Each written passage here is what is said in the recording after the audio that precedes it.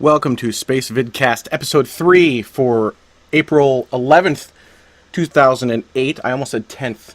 Are you going to do really the whole show? Oh man, that does not bode well for us at all. My name is Benjamin Higginbotham, and with me is the beautiful and wonderful Carrie Ann Higginbotham, and we are the hosts of SpaceVidcast.com. We're here to educate you about space travel and why it is the future of humanity. I'm also here to educate her as to why it's so critically important to the future of humanity. That was a little redundant. I could just have kids. Yes, but if they are destroyed by a giant asteroid, But I what's the won't be point? here. Well, yeah, because you'll be destroyed by the asteroid. I know! That's awesome. Let's get started with space news. All right. No open yet. All right. Okay. We'll pretend like there was an open there. This last week, the Soyuz TMA-12 Expedition 17, how many more names do they need for that thing? I don't know. Launched and docked with the International Space Station. Oh yeah, check it out. Here we go. Oh yeah. Ooh. You ready for this? Yeah. Yeah, if I could hit the buttons. Awesome. Yep, there it is. There's some launch coverage. It's blasting off slowly. There it goes. And hit 0, they take off. And liftoff. Slowly. Slowly. Liftoff of the next residence of the International Space Station, the Soyuz. And who's on that? I can't pronounce her name. Do you remember her name? Well, I know we do have Sergei Volkov. Yep. And Oleg Konokov. It's her right there. Konokyo. She's the first South Korean in space. She's really cute. I don't remember her name. Her name is So Yeon Yi. So Young Yi. That's I it. believe. Yep, there's actually some incredible video of her on YouTube. This is an American saying that, so I'm sorry. Exactly. There's some great video of her on YouTube during the interview process. Okay. There are 3 versions of the video. They've got translation at the bottom, so you can actually read it. Check out the spacevidcast.com site, and I think there's some information there. And if I may just reiterate, she's the first South Korean in space. Not just the first woman. Right. The first any South Korean in space. Annie? Yes, and I think that's a big deal. No, absolutely. And she went through this rigorous trial they had, it was like 35,000 people initially sign up. They whittled that down to 500, then 100, then so forth and so on. And she talks about this in her interviews, and it's kind of fun to watch these interviews on YouTube because she goes from this skittish little creature in the first interview to the second creature is like, nah, I've done this 100 times before. And unfortunately, we have not been able to get the third interview to play. Okay. So if we get that to work, we'll let you know on Space Vidcast. We'll add it to the RSS feed so everyone can watch it. But definitely, I think it's a lot of fun. So they launched on Monday, I believe it was, and then this last Thursday they docked with the International Space Station, seamless docking, and they already had the hatch opening, and they're already in the ISS. They're swapping out our favorite ISS commander, Peggy. I'm sorry, Space Vidcasters. Peggy will be coming home. I know, everyone's sad. Because we love Peggy, because, Mission Control will do something not quite perfect, and she'll just kind of be like, yeah, no, you just had me loop the circuit in a circle. I'm going to go ahead and not do that. It's hilarious. We love Peggy. She's a lot of fun. Peggy's very cool. We'll continue our launch coverage of the Soyuz rocket TMA-12 Expedition 17 and whatever other name they want to throw on there. Throughout the week, I believe they land. Actually, check spacevidcast.com/calendar for their landing date, because that can shift and change. But as soon as they undock, I believe it's a few hours later, they will land.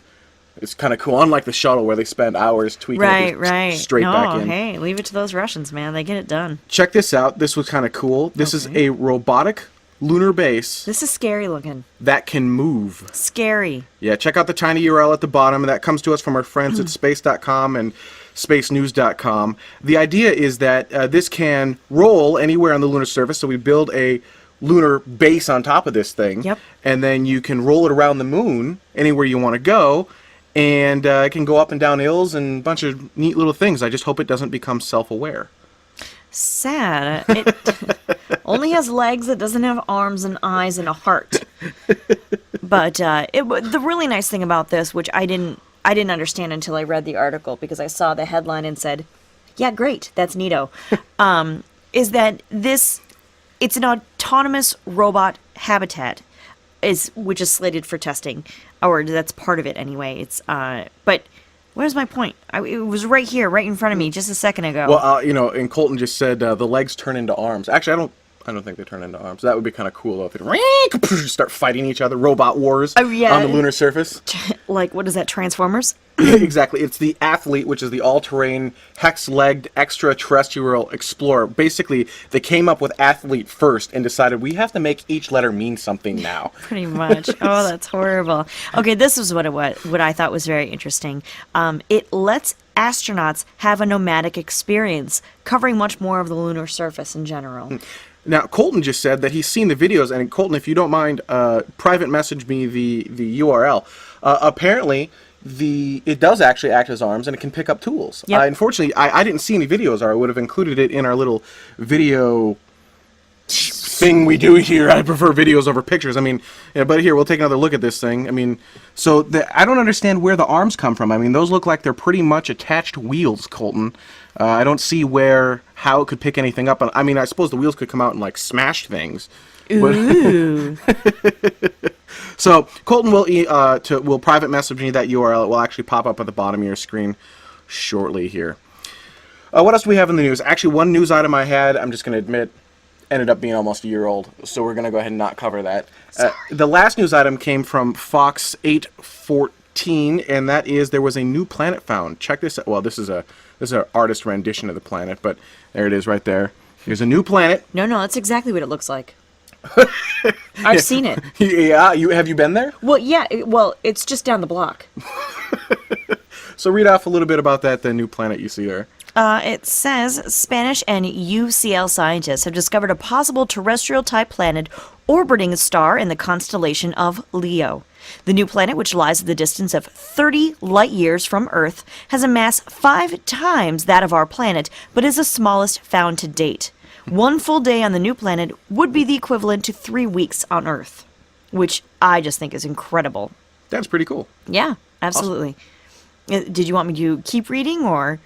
Nope, that's great. Okay. So that's the new planet, and we've got Colton has added the. We can see links scrolling past the bottom of your screen. Yeah, but sorry about that, kids. Check out the YouTube links at the bottom, right down there. That's for the space vehicle that can pick up stuff, and maybe one of the next shows we'll actually show video of that. I suppose I should have checked YouTube Legs, for that. arms, and Didn't even think of doing that. soon looking like a Caprica 6 near you. Oh, it is Friday, so you've got all your Battlestar Galactica references. Yes, I'm in. sorry, my Yep, BSG absolutely. is forefront of my mind right now. When we come back, we're going to be talking about public or private space transit. In other words, Virgin Galactic versus, say, NASA or the European Space Union, and which route we should go and where we think the future of space should be. So all of that on Space Vidcast. Ooh, when I hit the button.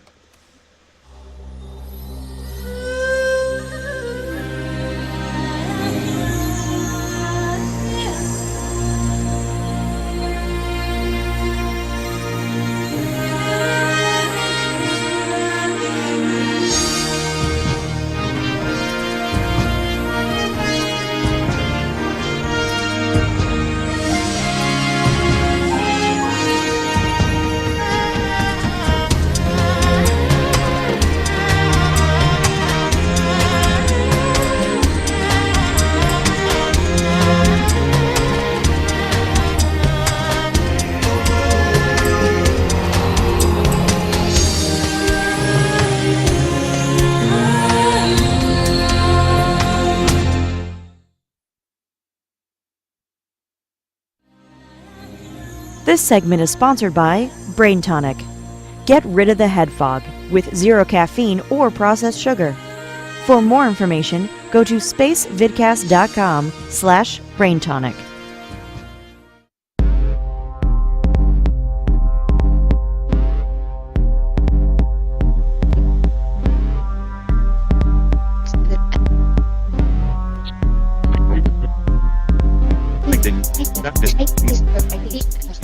That is a good chunk of money. Yeah. Oh, it's nothing. No big deal. You know, I sneeze that out every other day. That's not a problem at all.